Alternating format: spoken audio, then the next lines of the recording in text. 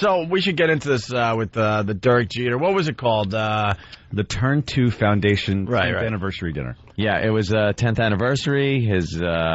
He started it in his rookie year back in '96, and a lot of people were there. A lot of Yankees, some other people, celebrities and whatnot. Joe Buck hosted.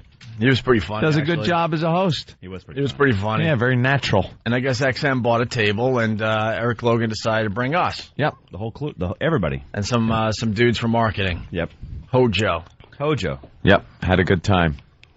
I went just to be part of the event. That's all. Just to hang out, see what it's all about. We don't go to many of these things, that's for sure. We're not the, go to these star-studded extravaganzas where they bring out the little plates with the appetizer thing all stacked up 10 feet high, and then the dinner comes out, and, it's a hoity-toity event is what I like to call it. Hoity-toity. Yeah, I was in my suit and tie, and then we have Jimmy Norton. Well, you came late. Yeah, I got there a little late. Elo met me at the bar area, and Jimmy was already inside, and Elo's like, I could only imagine what he's doing in there. I have to get back in there immediately. I'm like, what's going on? And Elo's like, he's in rare form right out of the box. Jimmy goes to these things on a mission. He's on a mission. It has nothing to do with enjoying yourself and just having some nice food. It all takes a back seat to the mission at hand. And that mission is to either get photographs with famous people that he does not yet have photographs with, and or to get those photographs signed by the person. Some occasions, yes. Not always. A lot of times I don't need to get the picture signed. But no. Some people first of all, I got to thank Eric, obviously, Elo, and Hojo, right? Hojo is amazing. Everyone has an O name, by the way. Yeah. XM. It's mandatory. But Jeter has one, too. Dick O. Okay. The first of many. Slur has been thrown out. First of many. I got to explain, too, when Jimmy goes to these things with his camera and stuff, even though they tell you can't bring a camera and they don't want you taking photos. He's got his. He's got his, which is fine. I mean, you can try to work around the rules. I just was like, well, I still don't have a camera because I lost mine at the Comedy Cellar. And I saw some flashes going off from people's cameras, so obviously it was being done. People using their cell phones and stuff. Yeah, it was. But he also sets it up where he has to have an assistant. Yeah. I used to be the assistant, but I can't handle it anymore. Too much pressure, right? A lot of people around here have been the Jim Norton picture-taking assistant. I gave up after the Metallica ordeal where we were backstage for an hour and a half, me and Bill Burr and Jimmy, and Bill and I are getting bored and laughing a little too much backstage. It's like, they're going to throw us out. They're going to throw us out before I get my pictures. That was the last day I was Jimmy's assistant, even though even at that event I bailed, and I think Bill ended up getting the pictures for you. So Roland is the new date, the new picture-taking guy for Jim Norton. Because I mean, Jimmy, he's not going to just hand his camera off to anyone because that person could screw up the shot. He gives you a speech the whole time. Look, if Derek Jeter comes up, what I'm going to do is I'm going to give you the camera. I'm going to check it. I'm going to check it about 100 times, make sure it's set, and make sure, we're in focus, and he explains the whole thing. Yeah. The whole thing. You got one shot. Don't you screw it up. You have to be It gets to the point right. It gets to the point, though, if you're Jimmy's assistant in these situations, you're literally shaking as you take the picture because you only have one shot. But don't and shake. all hell's going to break loose if you don't do it right. Because at one time, hold on, because now I'm getting into this.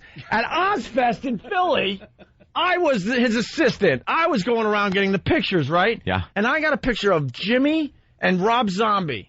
But it was in front of a glass panel. Yeah. It was a perfect shot, I got to tell you. But the flash from the camera was in the middle of them, but it didn't take away from I swear it didn't take away from anything. But it was distracting to look at the big white flash. And he was in the window. bummed out. He was bummed out by a little flash that was literally halfway down their body, so it was nowhere near their faces. You could still see their bodies perfectly. He's like, oh, look at this. Later got taken out. But then I wasn't angry. I was just like, man, you think this is still cool? I wasn't mad. Like you were bummed. A little bummed, but I mean. But then you fixed it in post Photoshop. And I'll tell you one thing, two things actually. One, I know I'm crazy about it. That's part of my OCD. Yeah. But you a couple times at that Metallica thing, Ben, who never asked for pictures, when Lars came over and was introduced to me by Brewer, Ben's like, "Oh, could you get me one? It's Lars." He understood at that moment, and it wasn't at that moment. We're backstage forever, and you drove. We had no choice, and we had no choice. When you and I went to XM to watch Robert Plant do it. You wanted a picture badly. Oh, absolutely. There are certain... I'll tell you something. You're right. But that's normal stuff. There's certain times, yes, you do want to take a picture, but with you, it doesn't matter. It's with everybody. That's the point I'm trying to make. You saw with the Plant thing, though, some guys are really hard to get.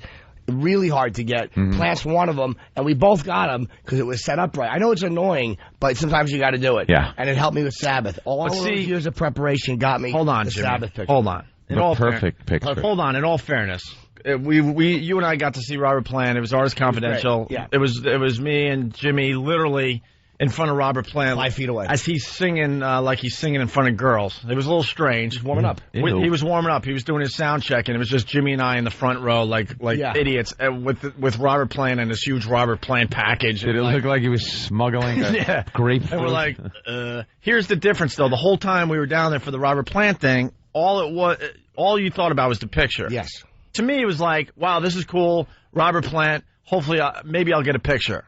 But you were talking to Lee Abrams and everybody else down there over and over again, where it got back to Elo and everybody else that you were just a complete nuisance. Who cares? But that's what I'm getting at. Like the Dirk Jeter thing yesterday. If I got a few pictures here and there, that would have been cool. Spike Lee was there. I would have liked a picture with Spike Lee. Sure. But it didn't happen, and I didn't really try. But with you, it's all about pictures, and then the actual having fun part is that's what's fun to me. I don't like to watch a bunch of ball players go, did you hit 40 home runs? Wasn't a lot of fun that year.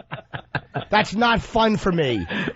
Going to the entourage party is not fun for me. I have nothing in common with them. Honest to God. But isn't it fun just to be part of the experience? See, it's fun for me to be part of the experience. I don't drink. But it seems that... I don't drink. I don't fit in with them. None of them know. I'm not even talking about the drinking part of it. Just being at the Entourage premiere, that would have been cool to me. No. But it seems like the photo part isn't fun for you either. That is fun for me. Because it's too much pressure, so that turns out to be not fun for you. When things are set up, and once in a while you can, most times you can't. When I know I'm going to get it and things are cool, here's the thing that's key in life. As a performer, you want backstage access. Because you're used to having it at your own shows. When that's set up, everything's cool. A lot of times you can't because it's just not the nature of the event, and that's understandable. But that, to me, then it doesn't become about the photo thing, because you know that's happening, that's a cool part. But when you got to sneak in there as a fan, and you got to work for it, well, I've learned through trial and error how to do it. It's fun to do. I like doing it. It's a pain in the ass sometimes. But look, that's why I have the collection I have. People are like, dude, you have a lot of photos. I haven't updated eatabullet.com. Don't dump out. There's no porn on my site. Eatabullet.com is my website. I haven't updated it in probably a year and a half with photos. And I put an extra 100 and something pictures. And when you do, it's going to be interesting to look at. I like doing it. So you brought a camera, you brought photos to be signed, you brought a couple different Sharpies just in case one's not working right. What else? I told you, 2 photos. I have a photo with Jeter, which I got at XM. And again, let me, before you start, thank Eric and thank Hojo. Eric invited us to this dinner and did XM was great. I mean, got us in, got me the access, and I get there, and Hojo hands me, he goes, dude, I hooked you up. He hands me a signed Jeter picture. Yeah. And a signed Jeter ball. Nice. It was amazing. We all got that. It was amazing. Yeah. And that made me very happy. I think he had to pay for that. He doesn't want to admit it, but I think he did. I think he had to pay for that because they were selling them for the charity, which is fine. So if he did... They actually got him at his house last night. He went to his house and got him at his house after the game yesterday afternoon, or 2 days ago. Well, that was absolutely fantastic. Yeah. And it wasn't even about it's that. Friday. It was amazing. Just want to let you know. Sorry. I'm an idiot. So what I brought was this. I have a photo with Joe Still Torre, Thursday for you. which I got in '97, and I have one photo with Jeter, which I got at XM actually in January because he's XM Baseball's face. Right. Which Stephanie tried to kick me out of the dressing room, and she did kick me out of the dressing room, and then somebody else got me the picture. I think Lee got me the picture. Oh, boy. Or was it Jamie? No, that's in January. That wasn't a good day either. No. Why would it be? Why would it be? Somebody that works for the company throwing on-air talent out of the room because a Jeter's guy. I understand that he's Jeter, but you know what? I do kind of work for you, and I do kind of work for you in a visible capacity. I know you hate me, but could you fake it? Yeah, we saw some research yesterday. You better start treating us nice. Really. Elo and Hojo, I mean sincerely. It was very, very cool that you got us in, and you didn't have to do that. It's genuinely appreciated. Right. I'm not just saying that because it's the right thing to say. So I hate the Yankees. So listen to me. They're your favorite team, though, Jimmy. Hate. But they're your favorite team. I'm not even kidding. Not even the Yankees as a team. He hates the individual members that make up the Yankees. All of them. All of them. Please, none of them are nice. Please, when we get back from our long weekend, come in here with the Boston Red Sox cap. I absolutely would love to see Boston smash their faces. You know what? I'll say this. Ortiz, Ben interviewed him. He said he was in a rush, but he was a nice guy. Yeah. I've heard so much about how these guys are nice guys. They're so friendly. They're not friendly. What an arrogant group of asses this whole organization is. Can I tell you? I can't believe I am saying this. Can I tell you what I saw when I got to our table? All right. Jimmy, completely miserable. The event started only 10 minutes in. Roland looked like he was like an abused wife. He was a wreck. I know. Roland was sweating so bad, and he looked like he was going to have a nervous breakdown. His suit was all in a disarray. His hair was all screwed up. And he was all shaking. Roland's whole job was to be Jimmy's assistant for 10 minutes. As far as trying to get pictures taken. Roland, see, look, he's smiling now. He's freshly showered. He's relaxed. Roland sweats because there's some kind of a weird foreign thing running through his veins. Roland sweats in Antarctica. He can't help himself, and he's good at this, and he's comfortable in these situations. Roland was not nervous. He didn't care. But I did mess up on one picture. The Posada. That wasn't probably my fault though. Yeah. But that Posada? What went through your head when you realized you messed up the picture? I was like, oh Jesus! I think I messed up. Jimmy ran down to get Jorge. Jorge looked so annoyed at me that I was an idiot that couldn't take a picture. But no, I wasn't mad at him. But he wasn't nervous about it. He knew what he was. He's been we got to get through the got him, need him, got him list that Jimmy got last night. All right, we will. So I get to the table. Roland is just a nervous wreck. Jimmy is miserable. You know how he does Frank the Frowner? Yeah. Oh, it was for real. There was no smiles to be had yesterday. And then all I hear him is whispering under his breath, I hate my life and I should just kill myself. Because I'm not a player. And I've always known I'm not a player. I'm not a force in this business. He's like, you're on the road to Playerville. I'm an unrecognizable nothing. Wait, Anthony, I memorized all of them. Who am I kidding? I'm nobody. I just started thinking I might be somebody. I obviously am nobody. I'm going nowhere in this business. I hate my life. I hate myself. I should just kill myself. When you saw me, here's what happened. I brought my signed Jeter, a picture with Jeter, and a picture with Torrey. They're selling things here for charity. Wait, they don't want you to bring in baseballs and Yankee calendars to get signed. It's about a charity. And half of these scumbag memorabilia people ask you to sign things. They sell them on eBay. Or they go rip people off with them. And I understand the players don't want to be bothered. They don't want to be signing that kind of crap. Understandable. This was a photo of me and him. So I walk down. I walk in. Jeter is actually taking pictures for charity and for money. All the money goes to charity. I have a picture with him. I said, let me see if I can get him to sign it. He walks out. The security is going, get back. Let it be known Jimmy went early because Jimmy knows how to get pictures done, by the way.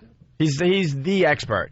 So, like, the average schmo would get there when they tell you to get there. He gets there a little early knowing that they're going to be arriving themselves. Instinctively, I know you have to do this. So I have the marker out. And my picture, I'm like, let me just ask him when he comes out. So I'm holding it out. Dude, it couldn't have been easier. He walks up, and I'm like, could you sign this picture of us? And he goes, sorry, buddy, I got to do an interview. And he pats me on the shoulder. I'm annoyed, but I understand. Okay, you got to do it. But the first time I met Ozzy, he goes, I said, hey, man, could you sign these? I can't, man, I got this TV thing. And he walked by me. And then when I met him 15 minutes later, I go, could you sign this? He goes, sure, man. You know why? Because Ozzy is not a liar. He's real. He's not a phony. That's why. Yeah. And then now What happened after that? Well, 30 seconds after this, some broad calls him over, and of course he stops to talk to the broad, because they're the ones that are buying your jerseys, right, stupid? The chicks. Well, the chicks do buy the pink Yankees. Yeah, I know they do. They're the ones that knew who you were when you were still in AAA ball. Those are the ones that liked you when you were a rookie. Those are the ones that know that you're number 2. Jackass. Those are the ones, the chicks. They say he's got nice buns. They don't know if it's you or Tino from the back, stupid.